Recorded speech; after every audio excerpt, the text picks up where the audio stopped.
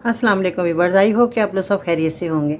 नाज़रीन, जो लोग भी खाना खाते हैं जैसे ही उनको फ़ौरन वॉशरूम आ जाता है, पेट में दर्द हो जाता है, ऐसी सूरत में आज मैं आपको एक ऐसी रेमेडी बताऊंगी जो कि आप खाना भी खाएंगे आपको फ़ौरन वॉशरूम नहीं आएगा, क्योंकि आपका मैदा ठीक काम नहीं कर रहा, आपका हाजमा ठीक नहीं है, जिसकी वजह से आपको ऐसा होता है।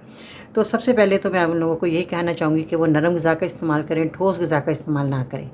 आपने करना क्या है, अगर आपको खाना खाते फ़ौरन वॉशरूम आ रहा है तो आपने 2 बड़ी इलायची लेनी है जो कि आपके सामने मौजूद है किचन के अंदर। अगर आप अपने किचन को समझे ना कि बहुत बड़ी दवाखाना है ये, हम खानों में तो इसका इस्तेमाल करते हैं, और ये दवाई जब हम इस्तेमाल करेंगे ना इस तरह बनाकर तो आपको बहुत फ़ायदा देगी। खानों में जब हम इस्तेमाल करते हैं तो सबसे पहले लोग क्या करते हैं, इन चीज़ों को साइड पर कर देते हैं। चावल पके हों, सालन हो, कुछ भी हो, इन चीज़ों को निकाल देते हैं। दालचीनी को, लौंग को, काली मिर्च को, और इन चीज़ों को ना साइड कर देते हैं, फिर वो खाना खा लेते हैं, मगर इनको चबा कर खाना चाहिए तो हमारे खाने की अफादियत बढ़ जाती है।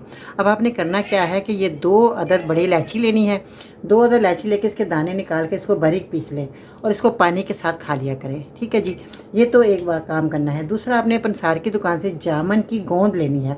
जामन की गोंद आप देखकर उसका पाउडर बना लें। 2 चुटकी, आपकी जितनी चुटकी में आ जाए, 2 चुटकी आपने दिन में एक बार ज़रूर इस्तेमाल कीजिएगा। किसी टाइम भी ले लें, दोपहर को खाने के बाद ले लें, रात को सोते हुए ले लें। तो ये जामन की गोंद जो है ये आपके लिए बहुत मुफीद है। तो इससे क्या होगा कि आपके जो दर्द हो रहा है वो ख़त्म हो जाएगा, और आपके बार बार जो वॉशरूम आने की जो प्रॉब्लम है वो ख़त्म हो जाएगी।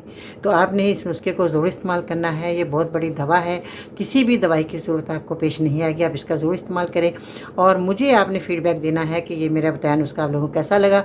अगर आप कोई नुस्खा नहीं बना सकते, असली दवाई आपको नहीं मिल पा रही, तो स्क्रीन पर दिए गए नंबर पर ऑर्डर करें।